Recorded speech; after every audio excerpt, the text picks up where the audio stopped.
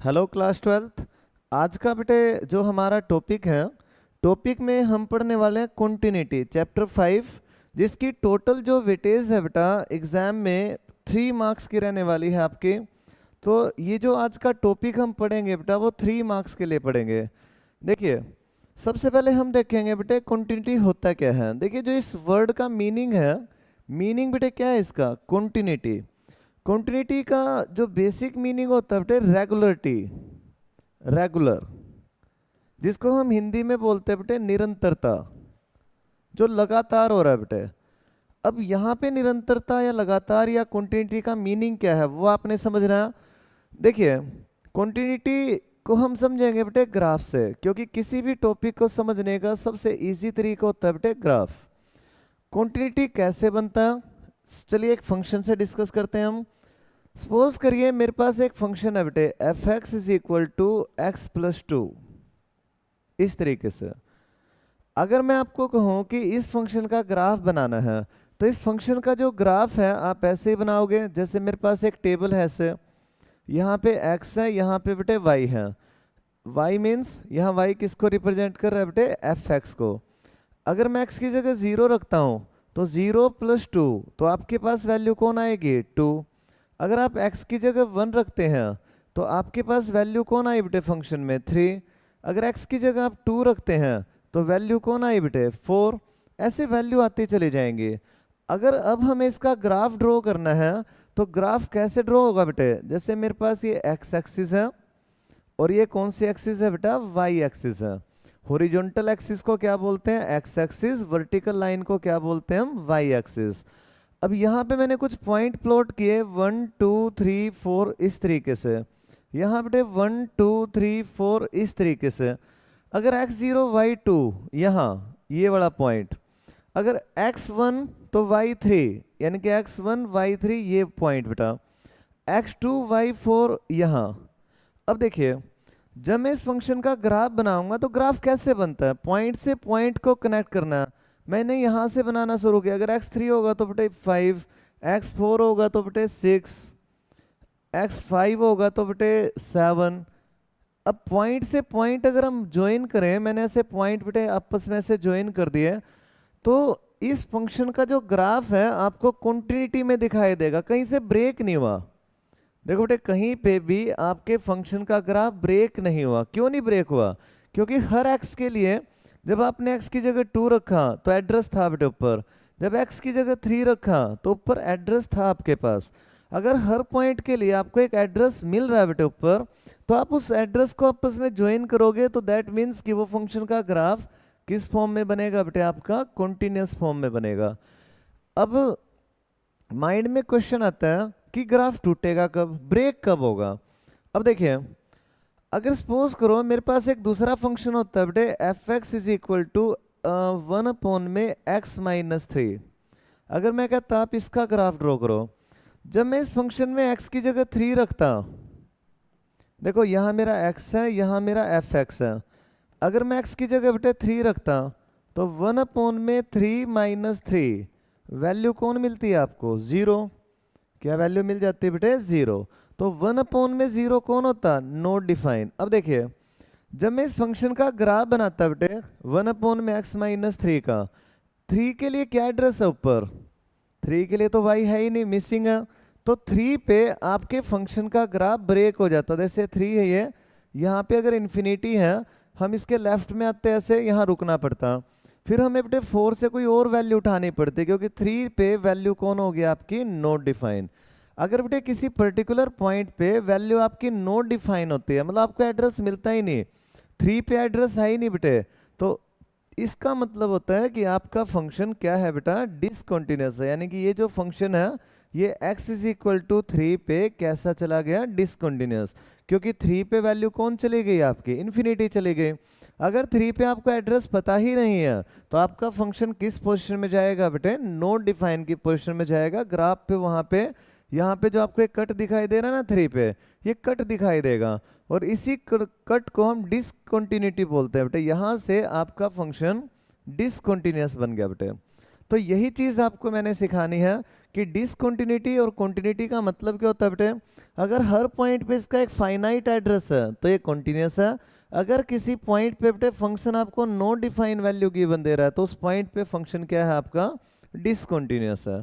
तो इसी टॉपिक को हम आगे बढ़ाएंगे। जो इस टॉपिक में सबसे फर्स्ट टाइप का क्वेश्चन बनेगा बेटे, continuity of simple function. Note down करेंगे सारे बच्चे, कॉन्टिन्यूटी ऑफ सिंपल फंक्शन। अब यहाँ सिंपल फंक्शन से आपका क्या मतलब है?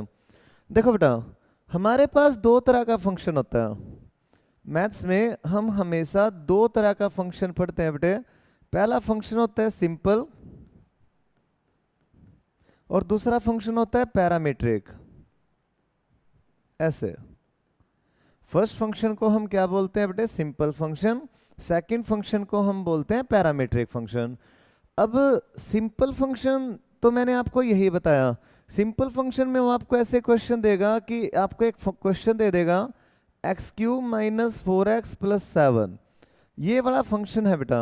और यहाँ पे एक पॉइंट देगा लिमिट x गोज टू 2 और कहेगा चेक कॉन्टिन्यूटी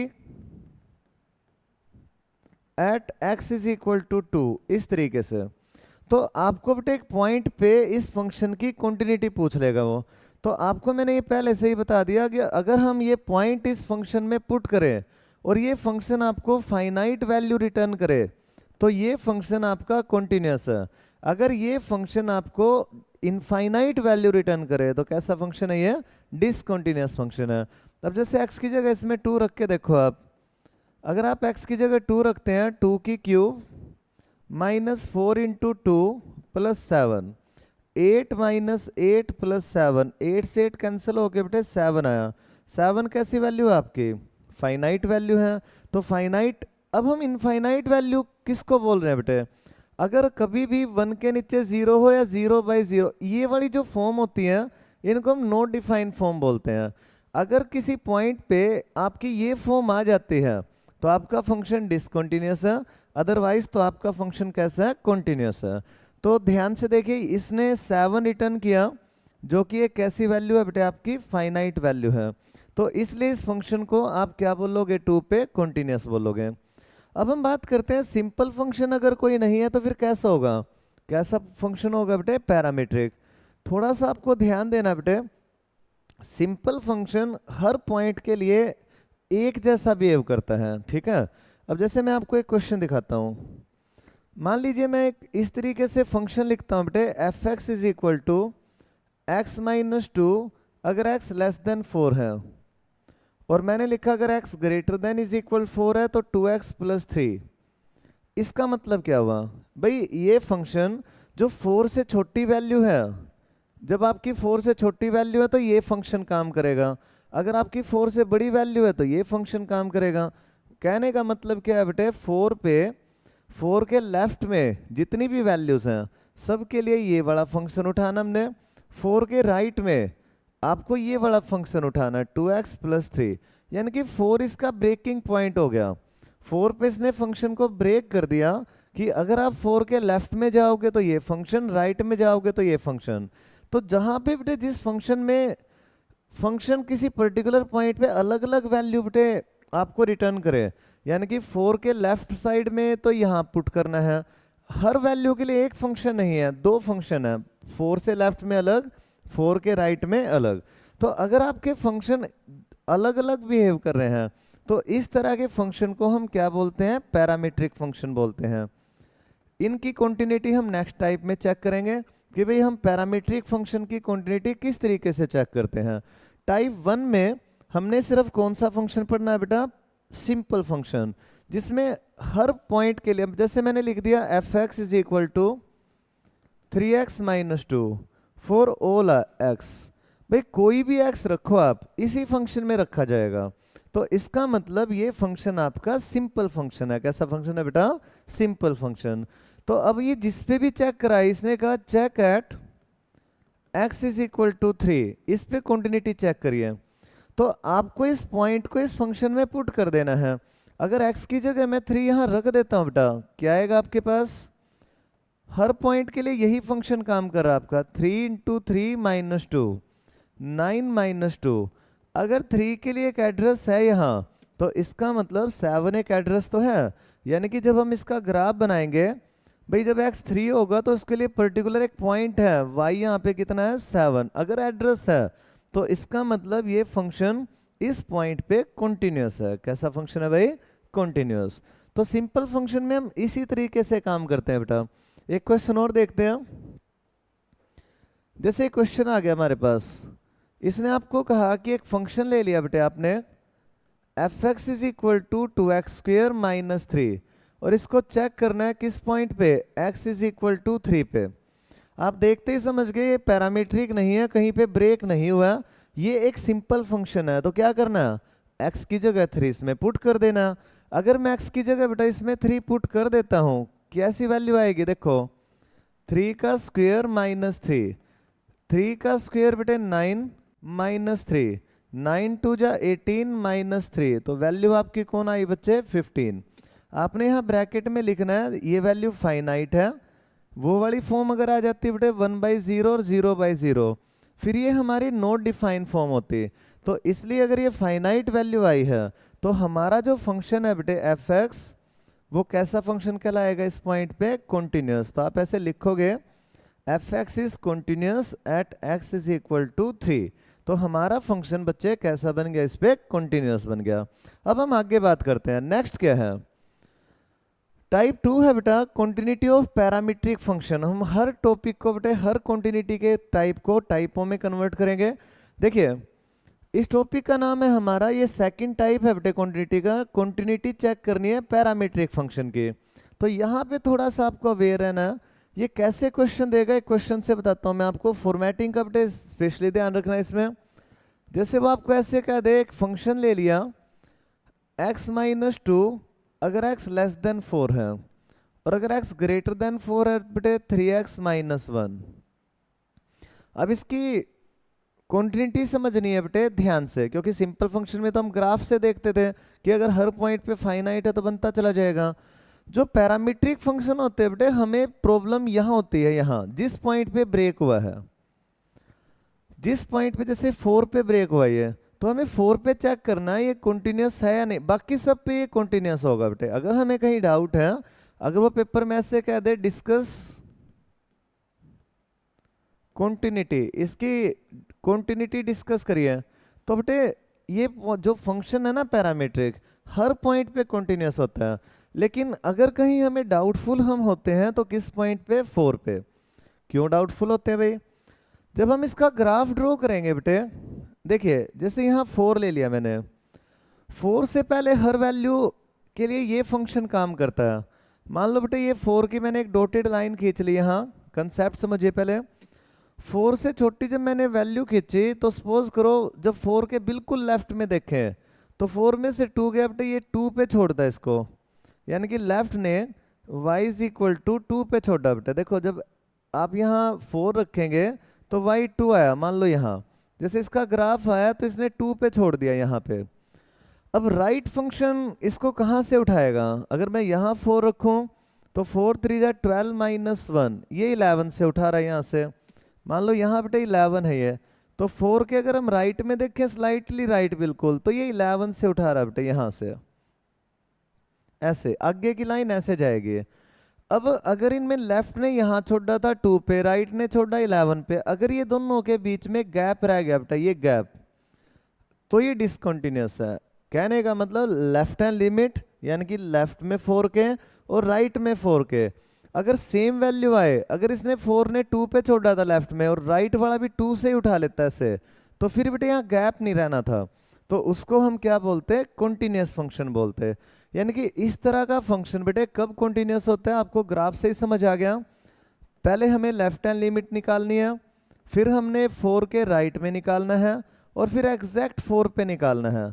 अगर ये तीनों वैल्यू आपकी इक्वल आ जाती हैं तो आपका फंक्शन कॉन्टिन्यूअस होगा, क्योंकि अगर लेफ्ट ने और राइट ने सेम पॉइंट पे बेटे इसको कनेक्टिविटी यहाँ बन गई कनेक्टिविटी, तो ये फंक्शन आपका क्या रहेगा? कॉन्टिन्यूअस। अदरवाइज तो ये फंक्शन क्या रहने वाला आपका? डिसकंटिन्यूअस। चलिए अब इस क्वेश्चन को एक बार चेक करते हैं, इसकी लेफ्ट हैंड लिमिट कैसे निकालेंगे हम। देखिए सबसे पहले आपने यहाँ हेडिंग डालनी है बेटे left hand limit. Left hand limit में क्या होता है बेटे? लिमिट x गोज टू 4 के लेफ्ट की तरफ, देखिए अब यहाँ ध्यान देना आपको बेटे, जैसे x यहाँ 4 है, ऐसे 4 के लेफ्ट की तरफ कौन सा फंक्शन काम करेगा जब x लेस देन 4 है? ये यहाँ मेंशन कर दीजिए पहले ही, 4 के लेफ्ट की तरफ ये है, 4 के राइट की तरफ कौन है बेटे? 3x माइनस 1, ऐसे। और जब एग्जैक्ट 4 है बेटे, इक्वल का साइन है देखो यहाँ, तो यहाँ भी एरो लगा के लिख दो, 4 के ऊपर भी कौन है बेटे? 3x minus 1। आपने तीनों फंक्शंस को अलग अलग कैटेगराइज कर लेना है, 4 के लेफ्ट में कौन काम कर रहा है, 4 के राइट में कौन काम कर रहा है, सबको निकाल लेना है। अब जब मैं लिखूँ 4 माइनस 4, ये माइनस का साइन क्या इंडिकेट कर रहा है बेटा? कि आप 4 के लेफ्ट में चल रहे हैं, तो लेफ्ट में कौन सा फंक्शन वर्क करेगा? x minus 2। तो इसका फंक्शन उठाइए बेटे, लेफ्ट में कौन सा फंक्शन है? x minus 2। अब हम इसमें डायरेक्ट 4 रख नहीं सकते हैं, कारण क्योंकि x लेस देन 4 है, ठीक है ना, डायरेक्ट तो नहीं 4 रख सकते हैं। तो बेटे फॉर्मेटिंग के तौर पे हम x की जगह 4 माइनस एच लेके चलते हैं। h खुद 0 ही है, लेकिन ये सिर्फ स्लाइटली लेफ्ट कर देगा, 4 में से कुछ समथिंग कुछ स्लाइटली सा अगर माइनस होगा तो वो लेफ्ट की साइड चला जाएगा। तो x is equal to 4 minus h. अगर मैं यहाँ पुट करता हूँ तो देखिए पहले आपको h के बारे में बताना है, h आपने कौन लिया है? 0 ही है।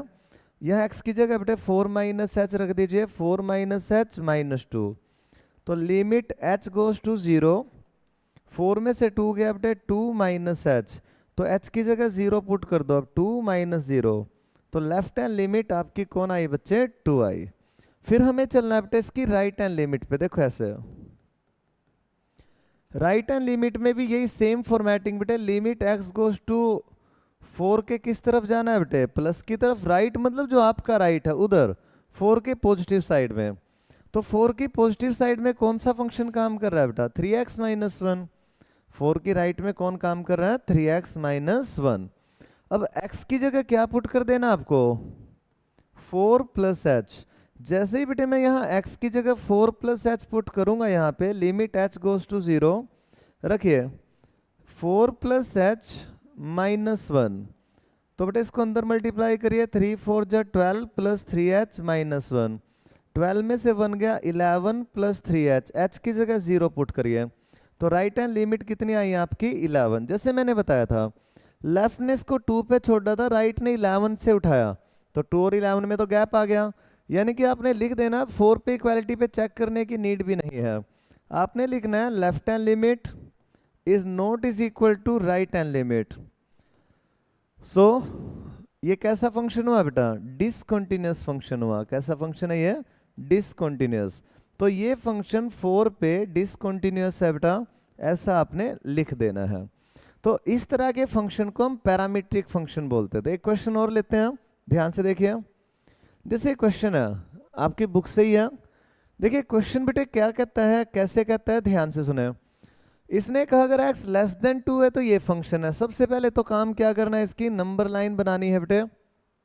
देखिए नंबर लाइन कैसे बनाते हैं, यहाँ पे 2 मेंशन करिए, अगर x लेस देन 2 है तो ये फंक्शन उठाइए 2x माइनस 1, अगर x 2 से positive side x greater than 2 है तो 3x बाई 2, और अगर इक्वल का साइन है बेटे फिर भी कौन सा फंक्शन उठेगा आपका? 3x by 2। आपने सबसे पहले स्पेसिफाई करना है ये फंक्शन 2 पे ब्रेक हो रहा है बेटे, तो 2 पे ही चेक करना हमने कि कॉन्टिन्यूस है या डिसकंटिन्यूस है। तो सबसे पहला काम क्या है आपका, जैसे मैंने अभी अभी सिखाया बेटे लेफ्ट हैंड लिमिट, तो इसकी लेफ्ट हैंड लिमिट क्या होगी बच्चे? लिमिट x गोज टू 2 के नेगेटिव की साइड, इस तरफ 2 के बेटे नेगेटिव साइड मतलब 2 के लेफ्ट में कौन सा फंक्शन काम कर रहा है? 2x minus 1। आपने उठा लिया, देखो फंक्शन कौन सा उठा लिया आपने? 2x minus 1। अब x की जगह बेटे डायरेक्ट 2 नहीं रखना है। आप कई टीचर्स या कई बच्चे बेटे x की जगह डायरेक्ट 2 रख देते हैं, ऐसा नहीं करना, क्योंकि इसने साफ बोला है कि x लेस देन 2, 2 तो इसमें रख ही नहीं सकते आप, 2 से छोटी कोई वैल्यू, लेकिन आपने बिल्कुल स्लाइटली वैल्यू उठानी छोटे, इसलिए x की जगह आपने हमेशा क्या पुट करना है? 2 माइनस एच।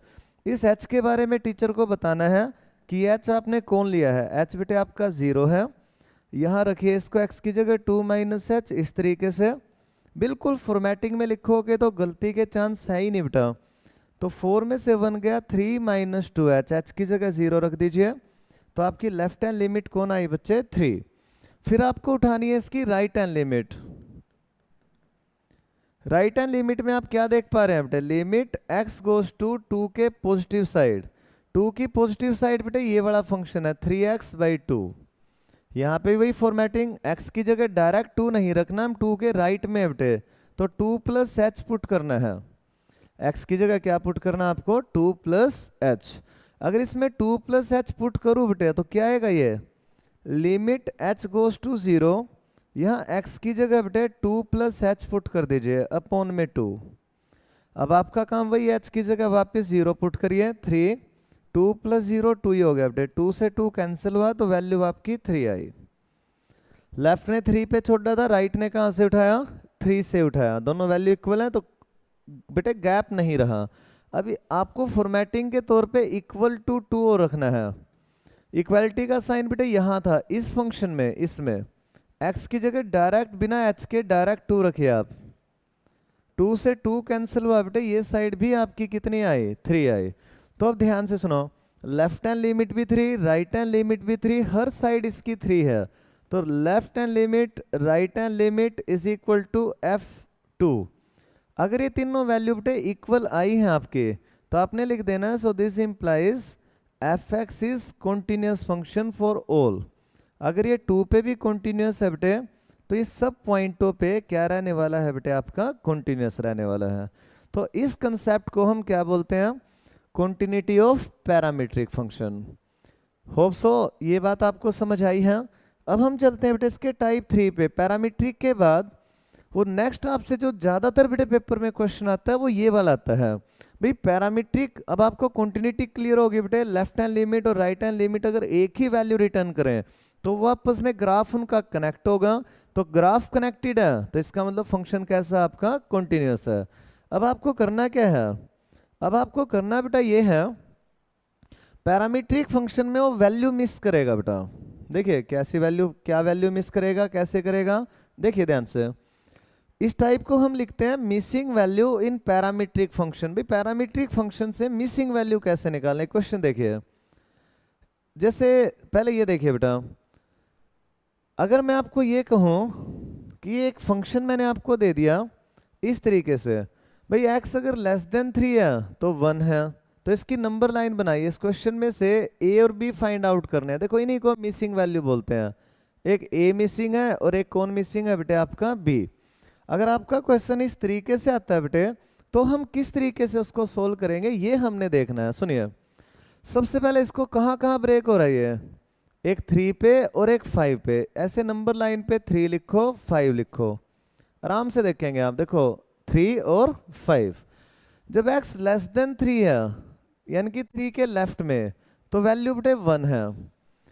जब x इक्वल टू 3 है तब भी 1 है। अगर x ग्रेट, देखो बेटे x अब की बार बड़ा है 3 से, तो राइट में बेटे ये फंक्शन है ax प्लस b। अब 5 पे देखो, जब x लेस देन 5 है तो यही है बेटे, यानी कि 5 के लेफ्ट में तो यही रहेगा। और 5 के देखो राइट में कौन जाएगा बेटे 7, जब x 5 से बड़ा है। तो आपको आराम से बेटे जिस जिस पॉइंट पे ये ब्रेक हुआ है, ये 2 पॉइंटों पे ब्रेक हुआ है, एक 3 पे और एक कहाँ पे ब्रेक हुआ है 5 पे। तो आपने सबसे पहले देखना है 3 के लेफ्ट में कौन है, 3 के लेफ्ट में कौन है बेटा, जब x लेस देन 3 है तो 1 है।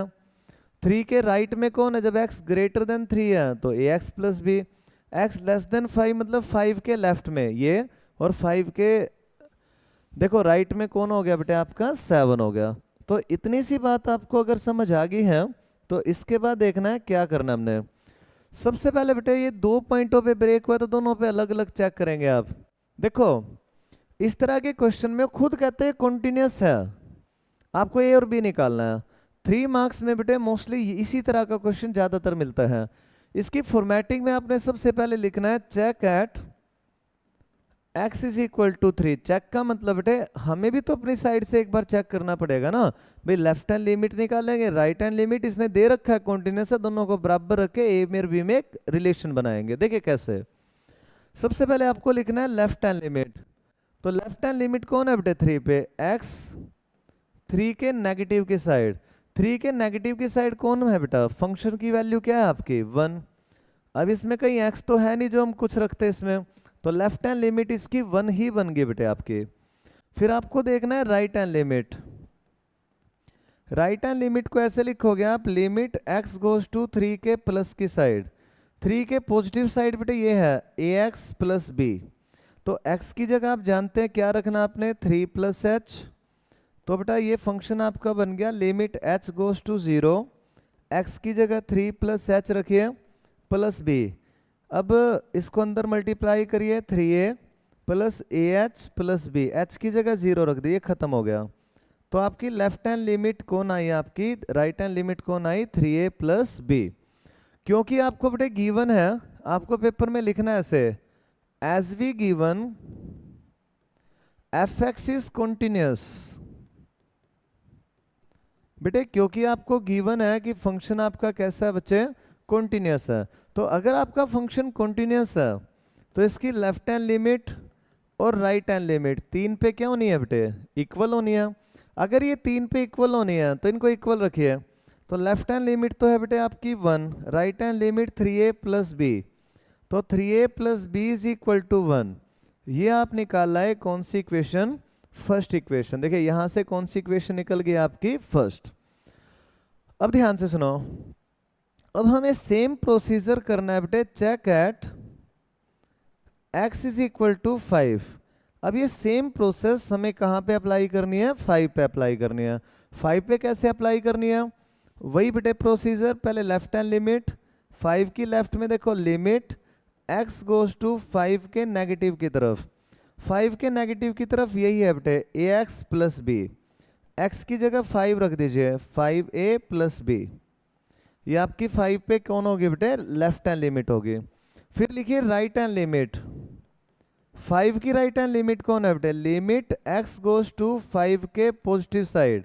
पॉजिटिव साइड राइट कौन पड़ा है बेटे, 5 के।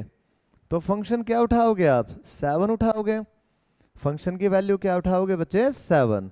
तो अब ध्यान से सुनो, इस पॉइंट पे इसने कहा सब पे कॉन्टिन्यूस है, तो 5 पे भी कॉन्टिन्यूस है। अगर फंक्शन कॉन्टिन्यूस है तो इसकी दोनों साइडों को भी क्या रख लेंगे आप, इक्वल। तो देखो बेटे लेफ्ट हैंड साइड आई थी 5a प्लस बी और राइट 7। ये आपकी कौन सी इक्वेशन बन गई, सेकंड। आपने अपने प्रोसीजर के बेटे अकॉर्डिंग पहले इसकी लेफ्ट हैंड लिमिट निकाली 3 पे, राइट हैंड लिमिट निकाली, दोनों को इक्वल रख के इक्वेशन नंबर 1 बनाई। फिर इक्वेशन नंबर कौन सी बनाई आपने, सेकंड। अब हमारा टारगेट क्या है, किसकी वैल्यू फाइंड आउट करना, ए की और बी की। अब आपको फर्स्ट इक्वेशन में से, फर्स्ट इक्वेशन बेटे ये आई थी 3a plus B is equal to 1। देखो यहां लिखिए 3a plus B is equal to 1। और सेकंड इक्वेशन कौन आई बेटे, 5a plus B is equal to 7। First में से सेकंड इक्वेशन को माइनस करिए, b से b कैंसिल, 3a में से 5a गया बेटे -2a, 1 में से 7 गया -6, माइनस से माइनस कैंसिल करिए, 2 को बेटे अपॉन में लेके आइए। तो a की वैल्यू तो आपकी कौन आई बेटे, 3 आई। देखो a की वैल्यू कौन आई बच्चे आपकी, 3। अगर मैं इस a की वैल्यू को बेटे कोई सी एक इक्वेशन में पुट कर दूं, जैसे कि मैंने फर्स्ट में रख दिया, a की जगह बेटे 3 रखिए, 3 3 जा 9। देखो 3 into 3 plus B is equal to 1। तो 9 plus B is equal to 1। 9 को बेटे साइड चेंज कराइए, तो b की वैल्यू आपकी कौन आई बेटे, -8। तो जो b है बेटे आपका, उसकी जो वैल्यू है आपकी कितनी रहने वाली है बेटे, -8। तो इस क्वेश्चन का जो आपका आंसर है, a की वैल्यू कौन आएगी बेटे आपकी 3 और b की वैल्यू कौन आएगी आपकी -8। तो इस तरीके से हम क्या निकाल देते हैं कॉन्टिन्यूटी में, a और b की वैल्यू फाइंड आउट कर देते हैं, मिसिंग वेरिएबल को फाइंड आउट कर देते हैं। चलिए इसके बाद हम नेक्स्ट चलते हैं बेटे, type 4 question based on limit formula. इसको हम एक नाम से और जानते हैं, रिमूवेबल डिसकंटिन्यूटी। बेटा इस टॉपिक का एक नाम और है बच्चे, टाइप 4 है ये आपका। इस टॉपिक को हम किस नाम से जानते हैं, रिमूवेबल डिसकंटिन्यूटी।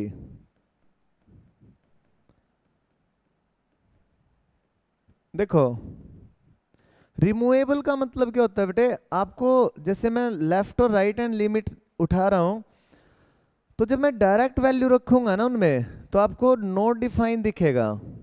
लेकिन हम कुछ बेटे लिमिट के कुछ फॉर्मूलों का यूज करके उसकी डिसकंटिन्यूटी को रिमूव करते हैं। देखो क्या करते हैं, उसको रिमूव करते हैं। जैसे मैं एक सिंपल सा क्वेश्चन बताता हूँ आपको। रिमूवेबल डिसकंटिन्यूटी का मतलब क्या होता है? मैंने एक फंक्शन लिया F x is equal to X square minus 9 upon में एक्स माइनस 3। अगर एक्स लेस देन 3 है तो, और अगर एक्स ग्रेटर देन 3 है तो मैंने ले लिया बेटे 2a plus x.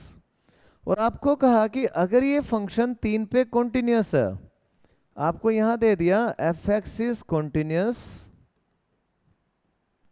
Eight x is equal to 3, और मुझे हर हाल में बेटा a की वैल्यू चाहिए। मुझे किसकी वैल्यू चाहिए होगी? a की। अब हमें प्रॉब्लम कहाँ आएगी? देखिए हमें तो पता है कि पैरामीट्रिक है, 3 का लेफ्ट ये है, 3 का राइट ये है। चलिए हम अपने अकॉर्डिंग काम करते हैं। मैं आपको प्रॉब्लम बताता हूँ, प्रॉब्लम आएगी कहाँ। जब मैंने इसकी लेफ्ट हैंड लिमिट उठाई, limit x goes to 3, x goes to 3 में क्या दिखाई दिया बेटे आपको? देखो ये फंक्शन है लेफ्ट में x square minus 9 x minus 3। अब जब हम इसमें 3 या बेटे 3 माइनस एच पुट करेंगे तो देखो 3 का स्क्वेयर 9 माइनस 9 आपकी 0/0 फॉर्म आ रही है, जो कि नॉट डिफाइन होती है। देखो जब हम इसमें x की जगह 3 बेटे लेफ्ट वाली कोई भी वैल्यू रखेंगे, h तो खुद 0 है, तो अगर यहाँ 3 रखा तो मेन 3 जाएगा, 9 माइनस 9 3 माइनस 3, तो 0/0 कौन सी फॉर्म है आपकी? Not define. अपने अकॉर्डिंग तो नॉट डिफाइन आता ही फंक्शन क्या है? डिसकंटिन्यूअस। बट ये कहता है कि कॉन्टिन्यूअस है। कैसा फंक्शन है भाई ये? कॉन्टिन्यूअस। तो बेटे यहाँ पे प्रॉब्लम कहाँ है?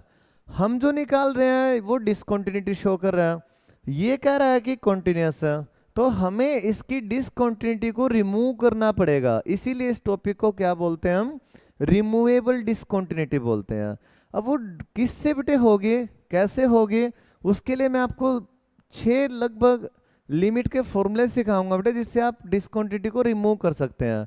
जैसे ये कौन सा पार्ट है, देखिए इसमें क्या करना चाहिए, आगे आएगा बेटे एक टॉपिक फैक्टराइजेशन। क्या आप 9 को बेटे 3 का स्क्वायर नहीं लिख सकते? ये a square minus B square की आइडेंटिटी लगाइए, a minus B a plus B. देखिए जो इसको डिसकंटिन्यूअस बना रहा था वो फंक्शन कैंसिल हो गया।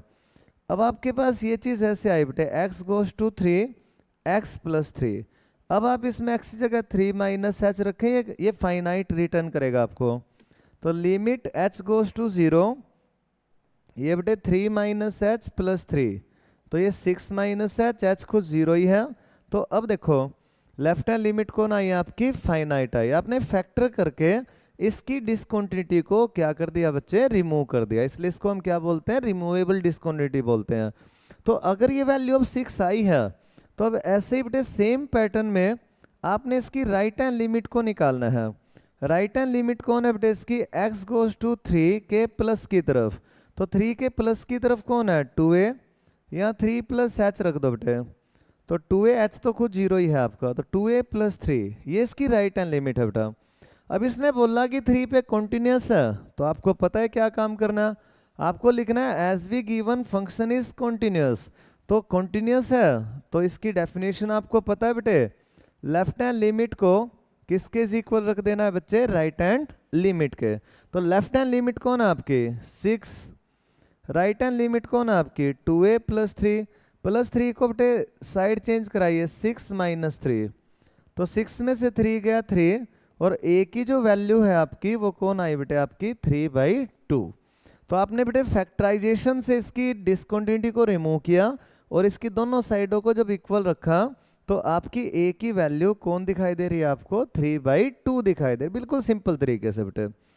अगर हम नेक्स्ट चलें, अब हमें यही पढ़ने हैं बेटे लिमिट के वो कौन कौन से फॉर्मूले होते हैं जो आपकी डिसकंटिन्यूटी को क्या कर सकते हैं? रिमूव कर सकते हैं।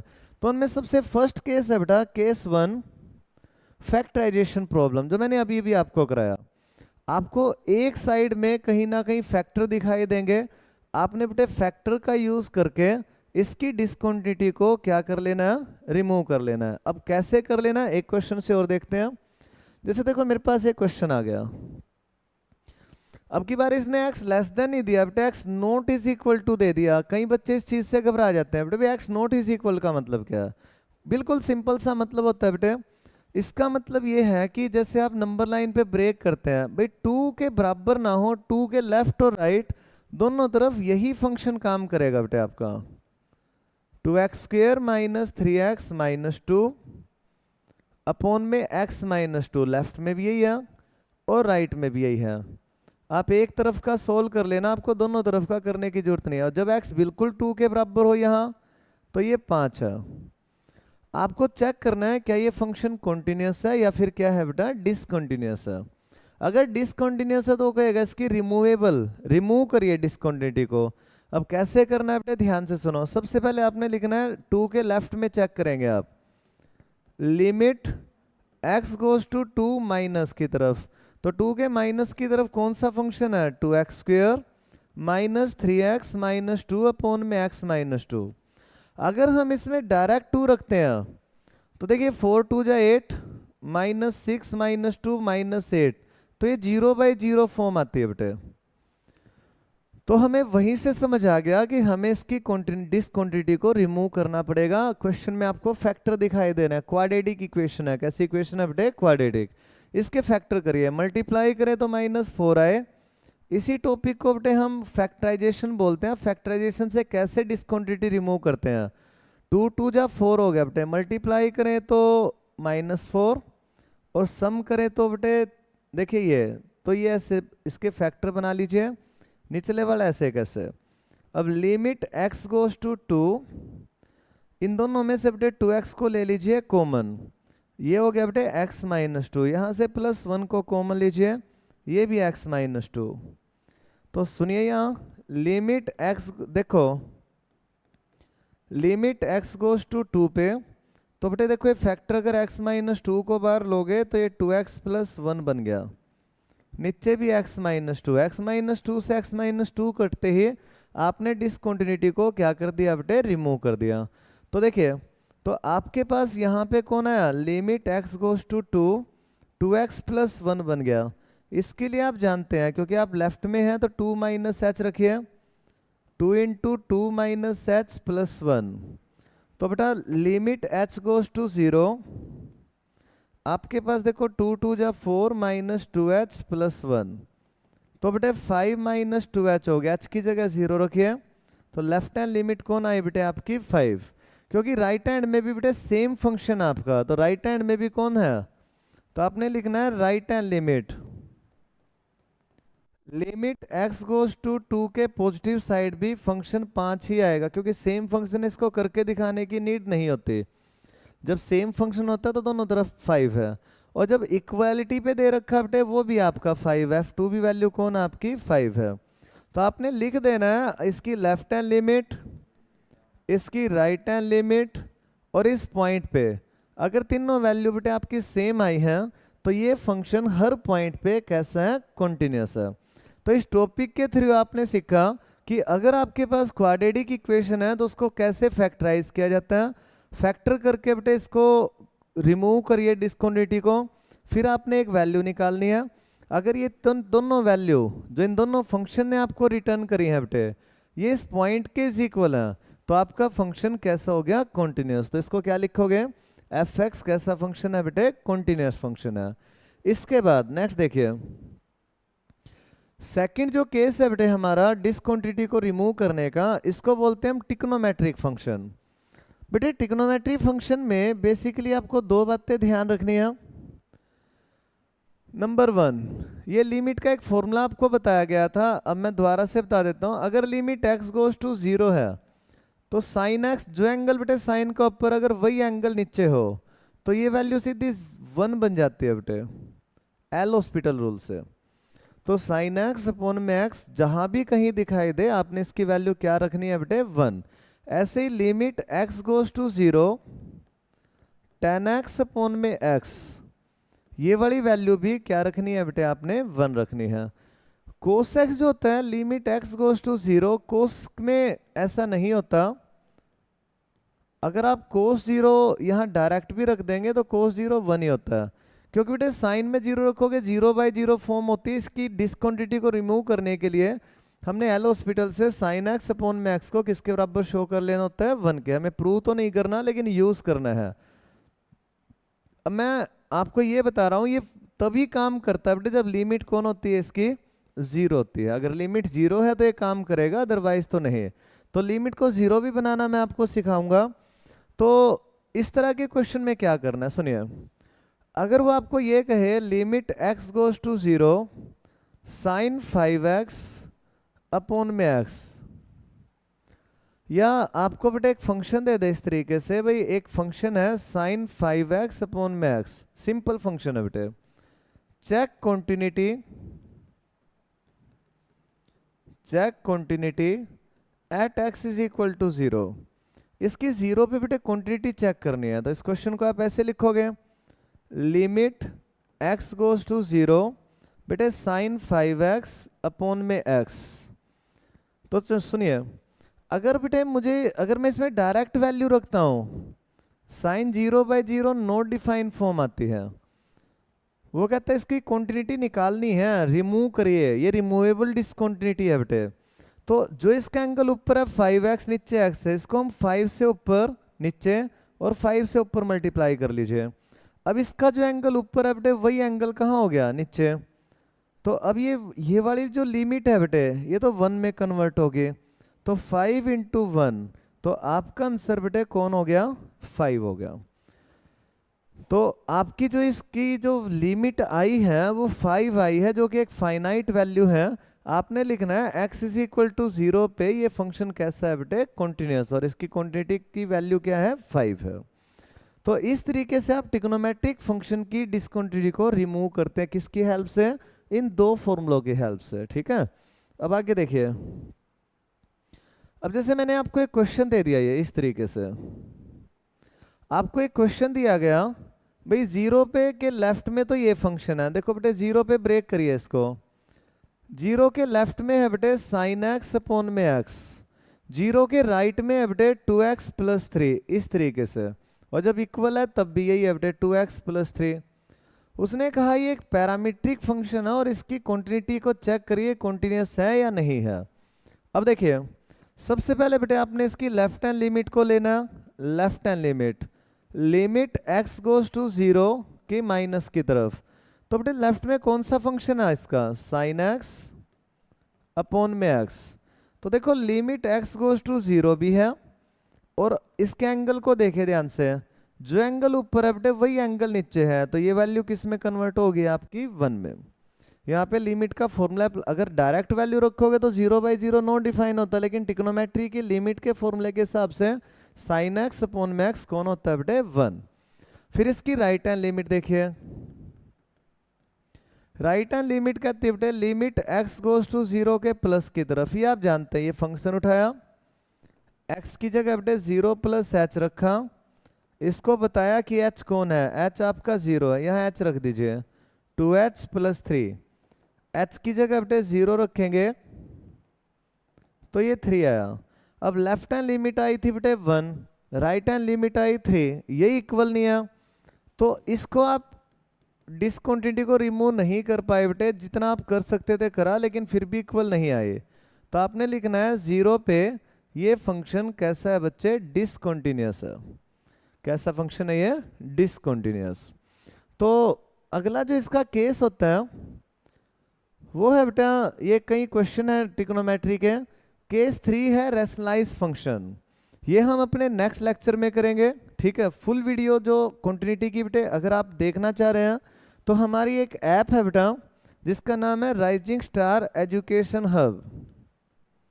राइजिंग स्टार एजुकेशन हब के नाम से आप प्ले स्टोर पे जाएं, इसको इंस्टॉल करें, और बेटा इस पे आप full lecture, full quantity, full differentiability को देखें। ठीक है, आज के लेक्चर में हम यहीं तक करेंगे, बाकी हम नेक्स्ट लेक्चर में करेंगे बेटा।